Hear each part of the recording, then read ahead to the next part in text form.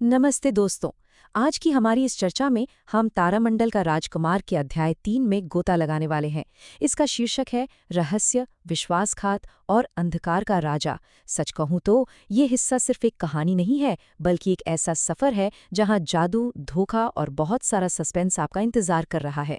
पिछले अध्याय के अंत में हमने देखा था कि हवा एकदम भारी हो गई थी, सांस लेना मुश्किल था और एक भयानक काला पोर्टल सब कुछ निगलने को तैयार था।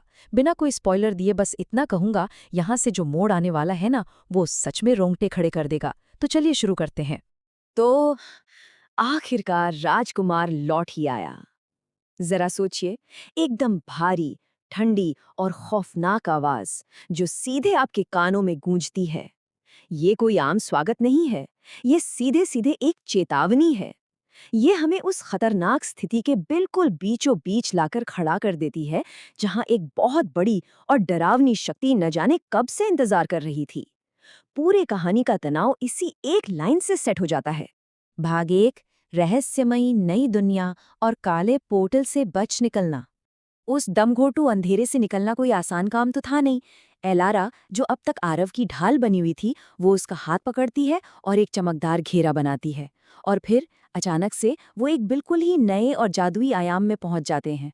मतलब, कल्पना कीजिए एक ऐसी खूबसूरत दुनिया की जहां आसमान के तारे इतने करीब हैं कि आप बस हाथ बढ़ाएं और उन्हें छू लें। हवा में जादुई चमकते हुए टर्न तैर रहे हैं और एक घूमती हुई आकाशगंगा के बिल्कुल बीचों बीच एक बहुत ही विशाल और शानदार महल है। इतने भयानक अंधेरे के बाद आरव के लिए ये नज़ारा किसी सपने के सच होने जैसा था। उसके चेहरे की वो अनजानी सी खुशी और आश्चर्य साफ महसूस किया जा सकता है। इसी खुशी में आरव बड़े ही भोलेपन से पूछता है कि क्या ये मेरा घर है?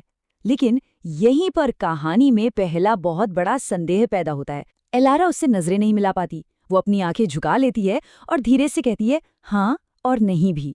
ये जो उसकी हिचकिचाहट है ना, ये आधी अधूरी सच्चाई, ये इस बात का सबसे पहला संकेत है कि इस बेहद खूबसूरत दुनिया के पीछे कुछ बहुत ही गहरा और परेशान करने वाला रहस्य छुपा है। भाग 2, अंधकार का राजा और तारों की चमक का बुझना।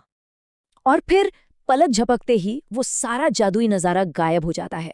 आसमान अचानक एकदम काला पड़ जाता है और तारों की चमक एक एक करके बुझने लगती है। ये अचानक हुआ बदलाव दिल की धड़कन बढ़ा देता है। वो जादुई दुनिया एक ठंडे और खौफनाक अंधेरे में डूब जाती है और इस अंधेरे के बीच सामने आता है हमारा सबसे बड़ा खतरा, अंधकासुर, अंधकार का सम्राट। काले कवच में लिपटा हुआ एक बहुत ही लंबा और डरावना आकार, जिसकी आंखें बिल्कुल लाल आग की तरह धधक रही हैं। ऐसा लगता है जैसे उसके आसपास का अंधेरा खुद जिंदा है। एलारा के चेहरे पर जो खौफ है वो बता देता है कि अंधकासुर का बस वहां होना ही कितना जानलेवा है। और तब वो विलेन मुस्कुराते हुए एक ऐसा सच बोलता है जो सच में रूह कंपा देता है। वो कहता है, मैं तुम्हें देख रहा था, हर पल। ये मनोवैज्ञानिक आतंक का सबसे बेहतरीन उदाहरण है। सोचिए, आरव को लगता था कि वो सुरक्षित है, लेकिन असल में वो जो कुछ भी कर रहा था इस अंधेरे के राजा की नजरों के सामने था। ये शारीरिक हमले से भी ज्यादा डरावना है, क्योंकि आपका दुश्मन आपकी हर चाल पहले से ही जानता है। सस्पेंस यहाँ अपने बिल्कुल चरम पर है। भाग 3, विश्वासघात और सच्चाई, सबसे बड़ा धोखा। अब अंधकासुर का ध्यान एल्लारा की तरफ जाता है और यहाँ कहानी सिर्फ जादू या एक्शन की नहीं रह जाती। ये सीधे इंसानी भावनाओं, भरोसे और दिल टूटने की कहानी बन जाती है। हम देखते हैं कि जिस रक्षक पर आरव ने अपनी जान से भी ज्यादा भरोसा किया था, जो उसे बचाने आई थी, वो असल में अंधकासुर के लिए काम करने वाली एक जासूस है। जब ये भयानक सच सामने आता है ना, तो मानो एकदम से गहरा सन्नाटा छा जाता है। आरव के लिए ये किसी भी हथियार के वार से बहुत बड़ा आघात है। उसकी पूरी हकीकत, उसका भरोसा, सब कुछ पल भर में एक भ्रम बनकर टूट जाता है। इस मोड़ पर एलारा का किरदार बहुत ही जटिल और दर्दनाक हो जाता है। उसकी आंखों से आंसू बह रहे हैं और वो कांपती हुई आवाज में कहती है, मैं मजबूर थी, लेकिन मेरी भावनाएं सच्ची थीं। देखिए, ये किसी आम धोखेबाज के शब्द नहीं है। ये एक ऐसी आत्मा है जिसे अंधेरे ने एक मोहरे की तरह इस्तेमाल किया, लेकिन जिसके दिल में आरव के लिए प्यार सच में पनप चुका था। ये दिखाता है कि कैसे बुरी ताकतें अक्सर अच्छे रिश्तों की पवित्रता का इस्तेमाल अपने फायदे के लिए करती हैं। और ये सब अंधकासुर की एक बहुत ही क्रूर महायोजना का हिस्सा था। उसकी योजना सिर्फ ताकत दिखाने की नहीं थी। उसने एलारा को एक हथियार बनाया और आरव के दिमाग पर नहीं बल्कि सीधे उसके दिल पर वार किया। अंधकासुर का साफ मानना था कि प्यार हमेशा सबसे बड़ी कमजोरी होता है। उसने आरव की भावनाओं को ही उसके खिलाफ एक अचूक हथियार की तरह इस्तेमाल किया, बस ये साबित करने के लिए कि यही भावनाएं इंसान को खत्म कर देती हैं। भाग 4 राजकुमार का जागरण, दर्द जब शक्ति में बदलता है।